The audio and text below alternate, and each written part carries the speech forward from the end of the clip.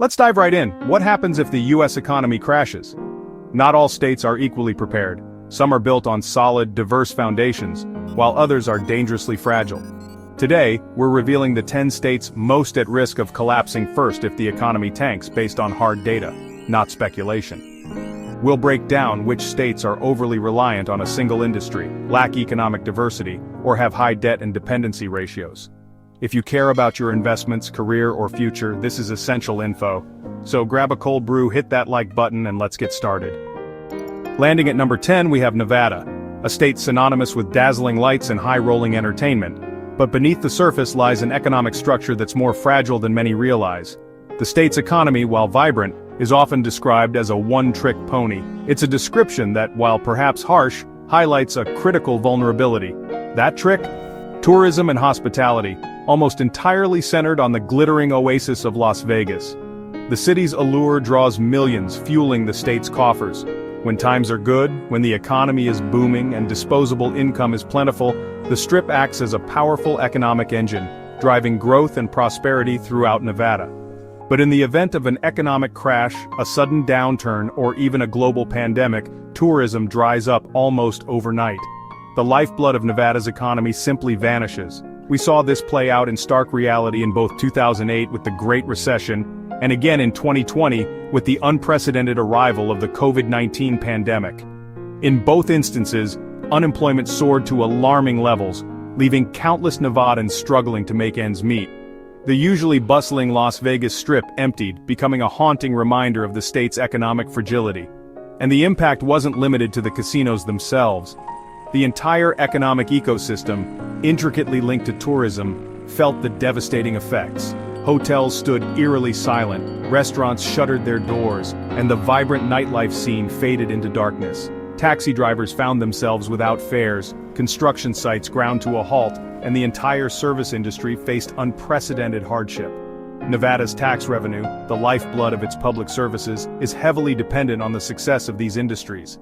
It's a system heavily reliant on gaming taxes generated from casinos and sales taxes from the millions of tourists who visit each year. In times of economic hardship, when tourism falters, the state's revenue streams plummet dramatically. This forces difficult decisions, often resulting in painful cuts to essential public services like education and healthcare, impacting the lives of everyday Nevadans.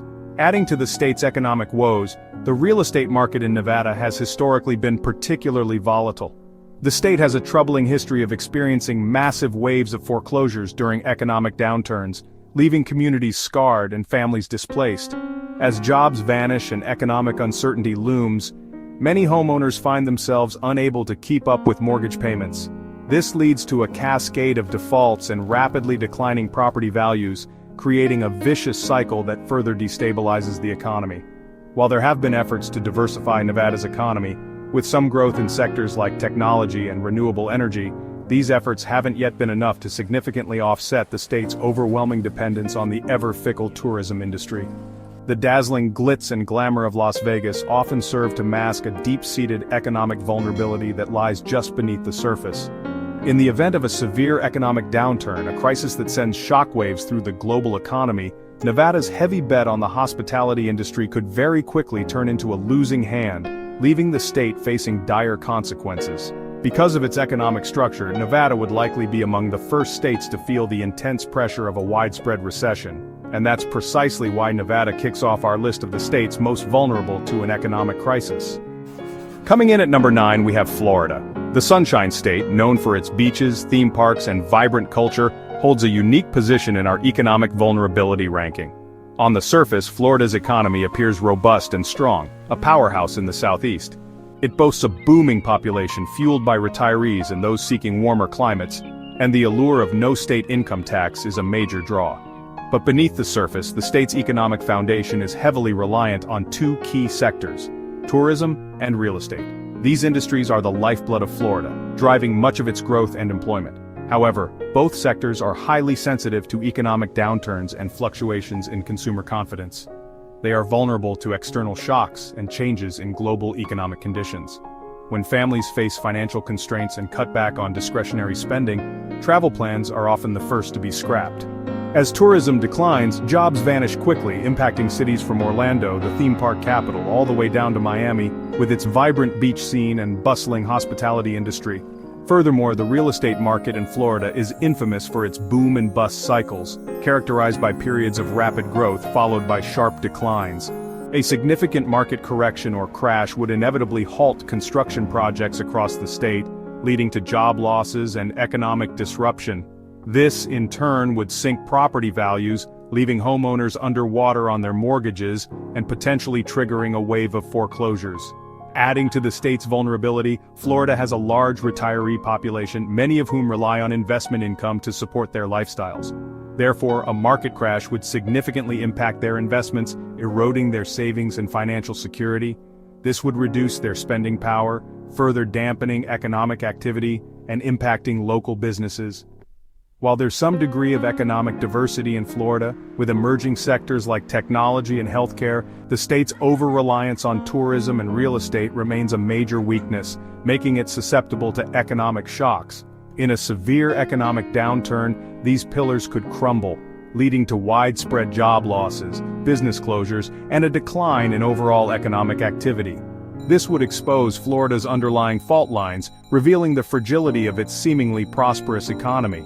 The very sun and fun-filled attractions that draw millions of visitors each year can quickly become liabilities in a significant economic downturn, as tourism dries up and revenues plummet. In such a scenario, Florida's economy could unravel with surprising speed, leaving many residents and businesses struggling to cope. And that's precisely why Florida ranks so high on our list of economically vulnerable states.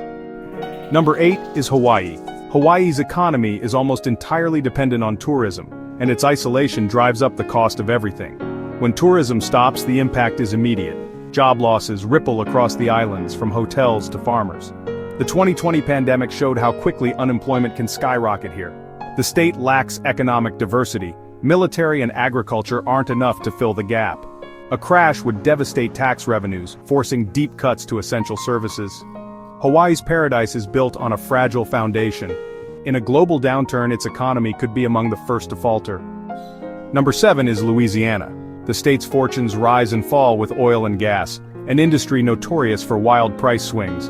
In a crash, energy demand collapses, oil prices plummet, and layoffs ripple through the economy. The impact extends beyond oil fields. Support businesses, local economies, and state tax revenues all take a hit. Louisiana's budget relies heavily on oil revenue, funding everything from schools to coastal restoration. When oil money dries up, the state faces brutal cuts and higher taxes. Efforts to diversify have been slow. Oil still dominates. Until Louisiana breaks this dependency, it remains dangerously exposed. That's why it's on our list. Number 6 is Alaska. Alaska's economy is even more oil-dependent than Louisiana's. Over 80% of state revenue comes from oil.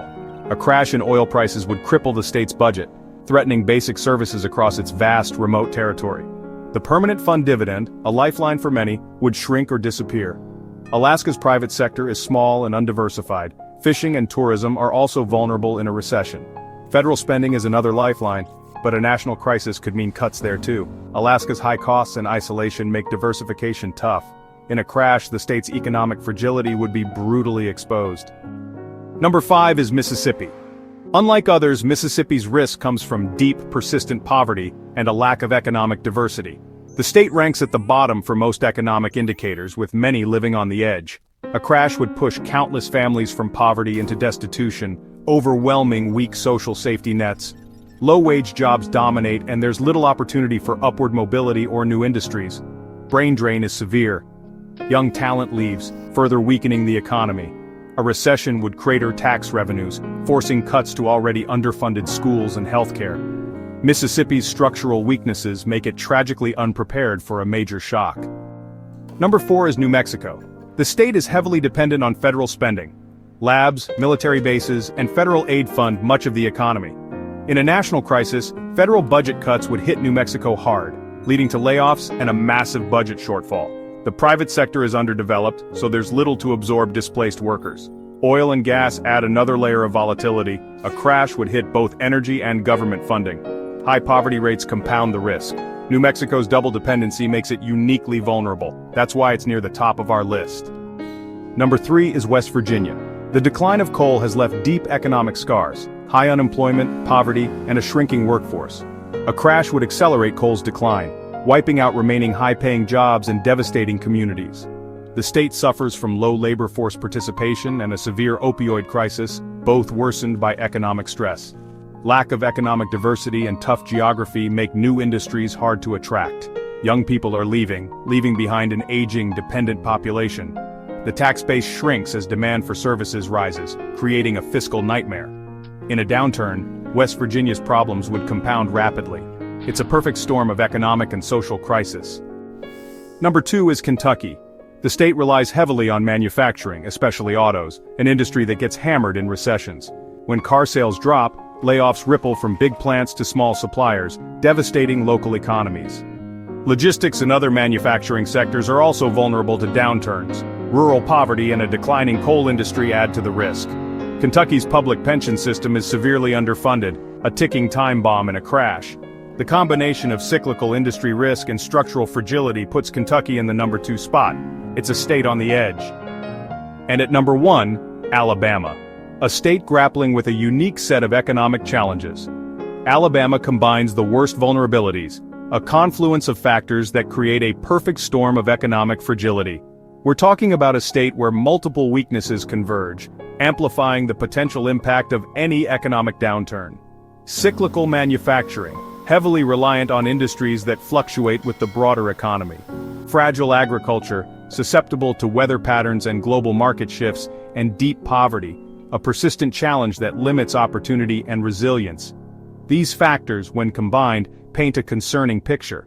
Major auto and aerospace plants, cornerstones of the state's economy, would be hit hard in a crash, feeling the immediate impact of reduced consumer spending and investment.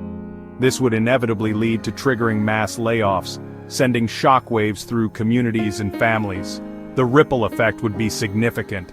Agriculture would suffer from falling prices and disrupted exports, impacting farmers and rural economies already struggling to stay afloat. High poverty and low education mean many are already on the edge, lacking the resources and skills needed to weather an economic storm. This leaves them with few options for re-employment, exacerbating the cycle of poverty and dependence. The safety net is stretched thin. The state's tax system is weak, making it difficult to respond effectively to economic downturns. It is heavily relying on sales taxes that would collapse in a recession, further limiting the state's ability to provide essential services. Public services already underfunded are struggling to meet the needs of the population. These vital services would face devastating cuts, further weakening the state's ability to support its citizens during a crisis. Alabama's lack of economic diversity and deep structural issues create a precarious situation, making it difficult to adapt to changing economic conditions. All of these factors combine to make it the most fragile state in a crisis, leaving it particularly vulnerable to economic shocks. It's a house of cards in the path of a hurricane, a state teetering on the edge, bracing for the inevitable storm. So there you have it. Nevada, Florida, Hawaii, Louisiana, Alaska, Mississippi, New Mexico, West Virginia, Kentucky, and Alabama. Each faces unique vulnerabilities that could trigger rapid collapse in a crash. This isn't about fear. It's about understanding risk and making smarter decisions for your future. Where you live, work, and invest matters more than ever. What do you think? Did we miss a state? Let us know in the comments. If you found this valuable, like and subscribe for more deep dive financial insights. Stay informed, stay prepared. Thanks for watching.